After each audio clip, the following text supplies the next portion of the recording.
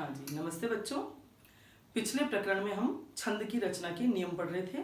कुछ नियम शेष रह गए थे, तो वहीं से हम आगे बढ़ते हैं।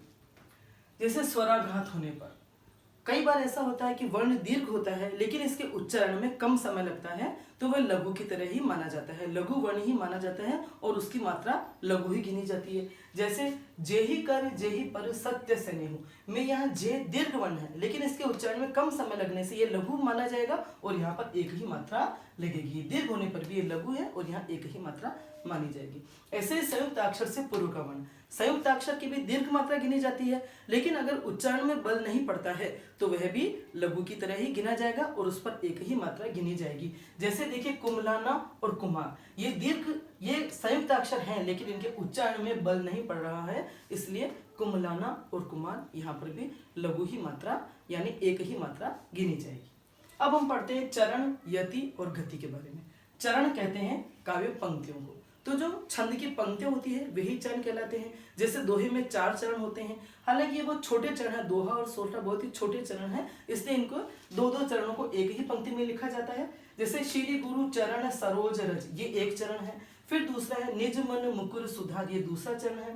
वर्णो रघुवर विमल यश, ये तीसरा चरण है। जो दायक फलचार, ये चौथा चरण है। लेकिन चूंकि इनके चरण बहुत छोटे छोटे हैं, इसलिए 2 चरण एक ही पंक्ति में लिखे जाते हैं, तो इन काव्य की पंक्ति को ही हम चरण कहते हैं।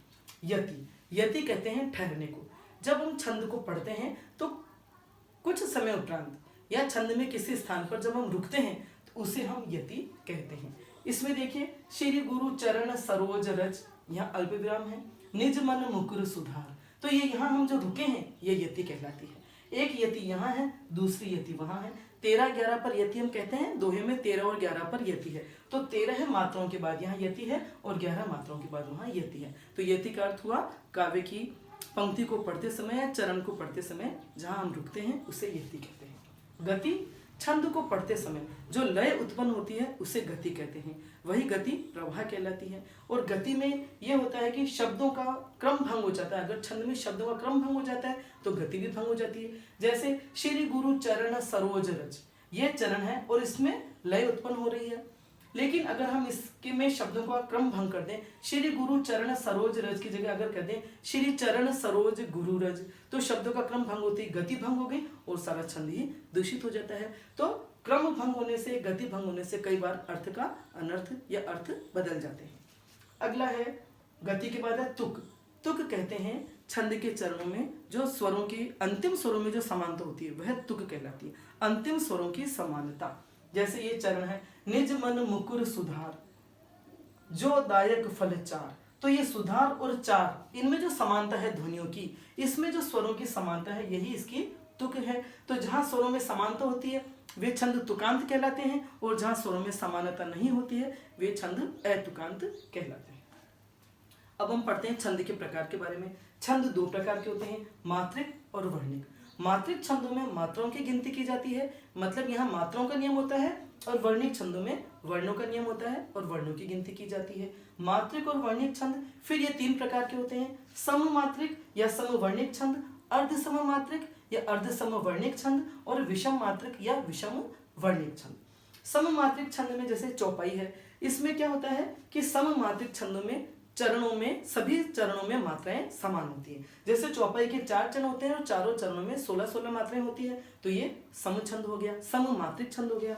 अब अर्ध सममात्रिक छंद में 4 चरण होते हैं लेकिन 2-2 चरणों की मात्राएं समान होती है। जैसे दोहा और सोलठा, दोहा में 4 चरण होते हैं लेकिन पहले और तीसरे चरण की मात्राएं समान होती है 13-13, और दूसरे और चौथे चरण की मात्राएं समान होती है 11-11, तो ये कहलाता है अर्धसम।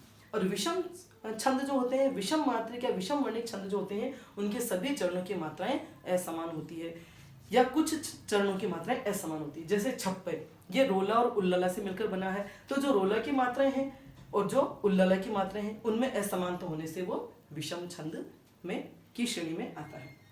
अब हम कुछ छंदों का अध्ययन करते हैं कि आपको लघु और गुरु की मात्राएं कैसे समझोगे और कैसे लगाएंगे। जैसे दोहा छंद है, दोहा छंद के पहले मैं लक्षण बता देती हूँ, इससे आपको छंद को समझने में भी आसानी हो जाती है और हमें परीक्षा में जितना हो सके कम से कम शब्दों में सही से सही लिखना चाहिए, अनावश्यक शब्दों का प्रयोग न करें, जो लक्षण है निश्चित वही लिखें। जैसे दोहा छंद में 4 चरण होते हैं और पहले और तीसरे चरण में 13-13 मात्राएं होती हैं और दूसरे और चौथे चरण में 11-11 मात्राएं होती हैं।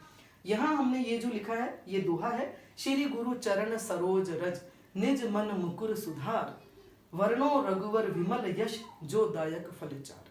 इसकी मात्राएं हम लगाते हैं, इससे आपको भी अभ्यास हो जाएगा। श्री गुरु चरण सरोज रज, ये लघु और दीर्घ मात्राओं का आपका ज्ञान हो गया, लघु और गुरु या रिस और दीर्घ। अब ये जो श्री है वो दीर्घ है तो यहाँ मात्रा लगेगी 2, गुरु ये लघु वर्ण है तो यहाँ मात्राएं लगेगी 1-1, चरण यह भी लघु है तो यहाँ पर मात्राएं हो जाएगी 1-1।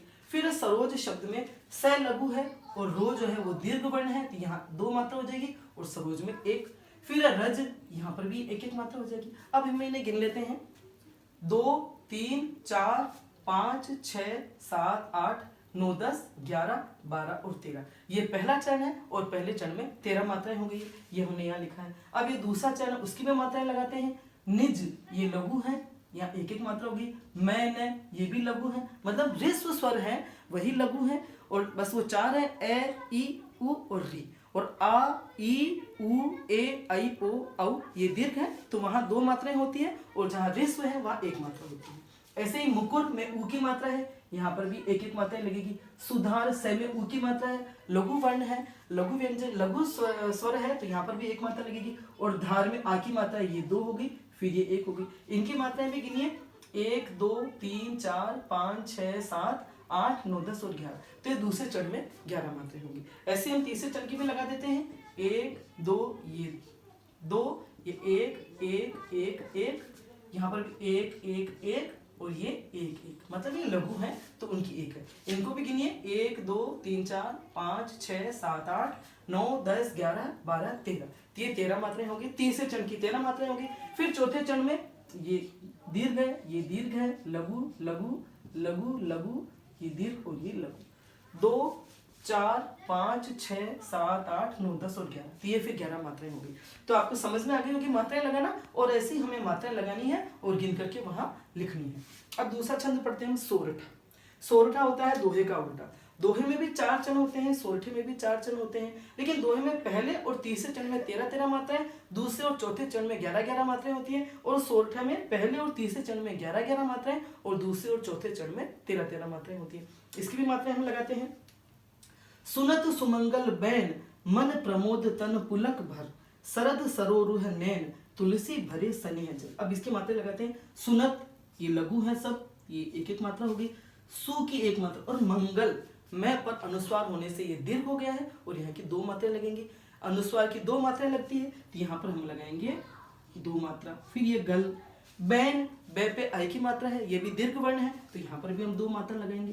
बैन मैं न प्रेर मो दे ते न पू ले के भे। अब इनको मात्राओं को गिनिए आप। 1, 2, 3, 4, 5, 6, 7, 8, 9, 10 और 11। ये पहले चरण की 11 मात्राएं हो गई है। दूसरे चरण में 1, 2, 3, 4, 5, 6, 7, 8, 9, 10, 11, 12, 13। ये 13 मात्राएं हो गई है। ऐसे तीसरा चरण है 1, 1, 1, 1, ये 2, 1 सरोरु, फिर ये 2 और ये 1, 1, 2, 3, 4, 5, 6, 7, 8, 9, 10 और 11। तुलसी 1, 1 और ये बड़ी की मात्रा ये दीर्घ हो गई, 1 फिर ये दीर्घ हो गई, ऐ की मात्रा, ए की मात्रा, ये फिर ये दीर्घ, ये लघु, ये लघु, ये लघु। इनको गिनिए 1, 2, 3, 4, 5, 6, 7, 8, 9, 10, 11, 12 और 13। तो यहाँ पहले और तीसरे चरण में 11-11 और दूसरे और चौथे चरण में 13-13 मात्राएं होगी। तो इस तरह से हमने दोहा और सोरठा पर मात्राएं लगा करके अभ्यास कर लिया है और आपको जरूर से समझ में आ गया होगा। इसी तरह से आप लक्षण और उदाहरण लिख करके उनकी मात्राएं लगाएंगे तो आपको पूरे नंबर मिल जाएंगे। धन्यवाद।